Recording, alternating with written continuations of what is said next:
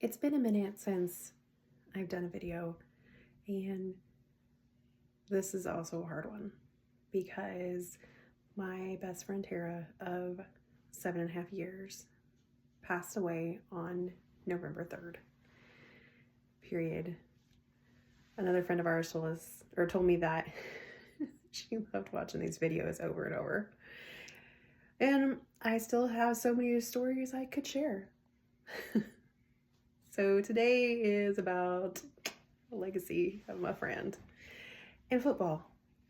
So as you can see and probably guess, I'm a Kansas City Chiefs fan. Have been my whole life.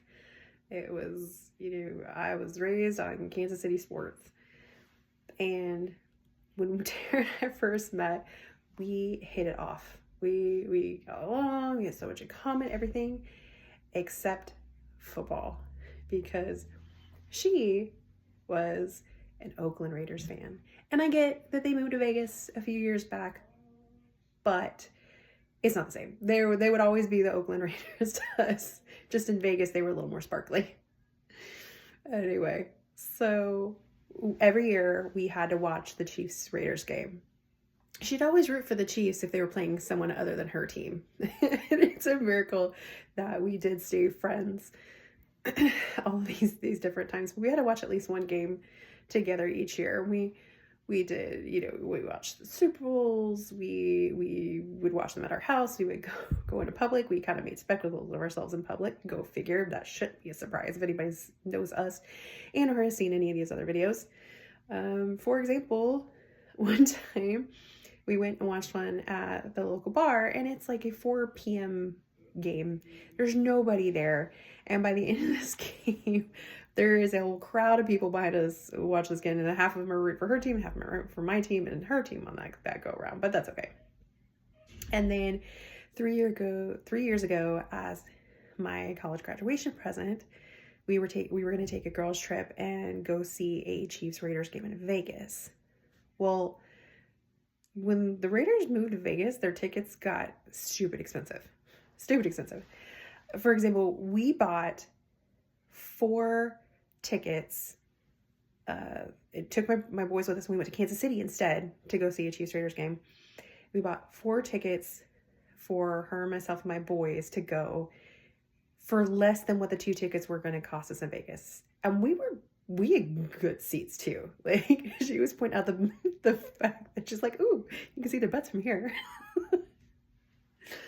So watching the Chiefs Raiders game was a must every year.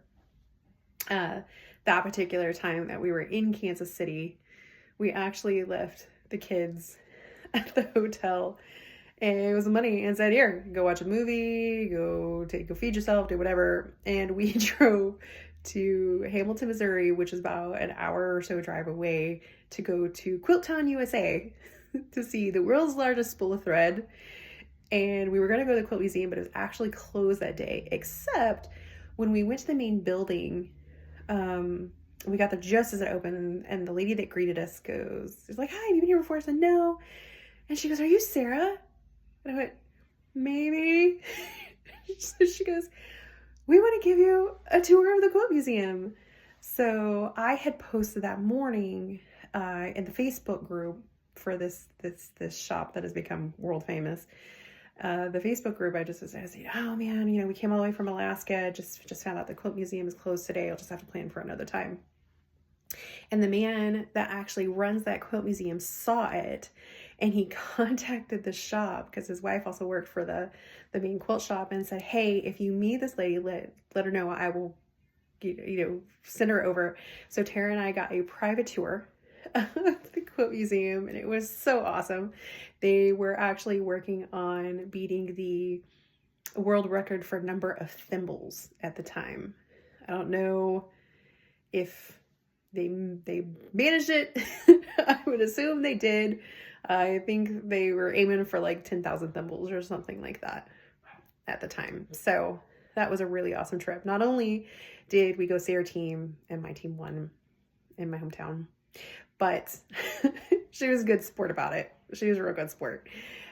But then we also got to go go see some really amazing quilts. I think my absolute favorite one was the one of, if you're standing across the room, it just looks like a giant picture of Albert Einstein. But the closer and closer you get, you realize that this black and white picture is actually made up of 1-inch black and white squares.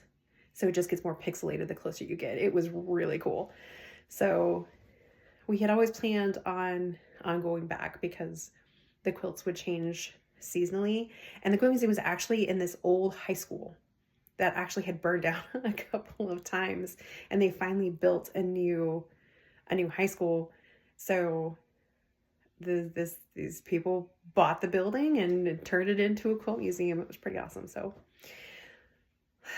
that's a good memory of me and my friend watching football and doing some shopping.